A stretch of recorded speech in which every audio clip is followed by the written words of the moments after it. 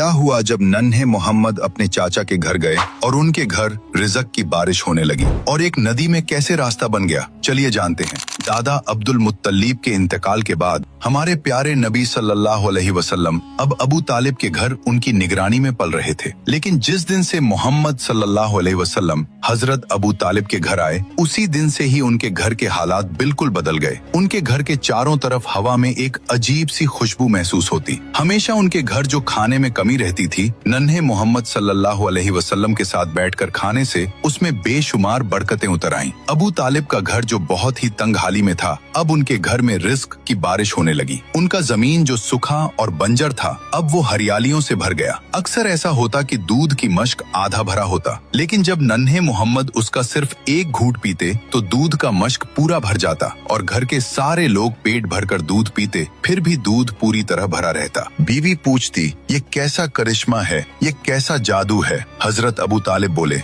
ये कोई करिश्मा नहीं, ये मेरे भतीजे मोहम्मद की बरकत है। अबू तालिब जब बच्चों को मोहम्मद सल्लल्लाहु अलैहि वसल्लम के साथ खेलते देखते तो उनके दिल में एक अजीब सा सुकून का एहसास होता। वो अपने दिल ही दिल में कहते, ये बच्चा अजीब है, अल्लाह ताला इस बच्चे को किसी बड़े काम के लिए तैयार कर रहा है। वैसे तो दादा हजरत अब्दुल मुत्तलिब का साया उठ चुका था, लेकिन उनके इंतकाल से पहले की वसीयत पूरी हुई। अबू तालिब ने उस वक्त से हुजूर सल्लल्लाहु अलैहि वसल्लम को अपने बेटे की तरह पाला और उनके लिए अपना सब कुछ कुर्बान करने को तैयार थे। और इस तरह नन्हे मोहम्मद की परवरिश अबू तालिब के घर होती रही। जब आप सल्लल्लाहु अलैहि वसल्लम की उम्र 10 साल हुई तो आप अपने चाचा जुबैर के साथ यमन की तरफ सफर के लिए निकले। गर्म रेगिस्तान की हवाओं में काफिले के कदम धीरे धीरे यमन की तरफ बढ़ रहे थे, लेकिन रास्ते में एक अजीब वाकया हुआ। एक वादी में एक ऊंट लोगों को गुजरने से रोक रहा था। जब उस ऊंट ने आपको देखा तो अपना सीना जमीन पर रगड़ने लगा, तो आप अपने ऊंट से उतरकर उस ऊंट पर सवार हो गए और जब वादी के दूसरे तरफ पहुंचे तो आपने उस ऊंट को छोड़ दिया। जब आप काफिले के साथ सफर से वापस लौटे तो देखा कि वो वादी पानी से भर गया है। आपने काफिले वालों से कहा, सारे लोग मेरे पीछे पीछे आ जाओ। जब आपने उस वादी में अपना पहला कदम रखा,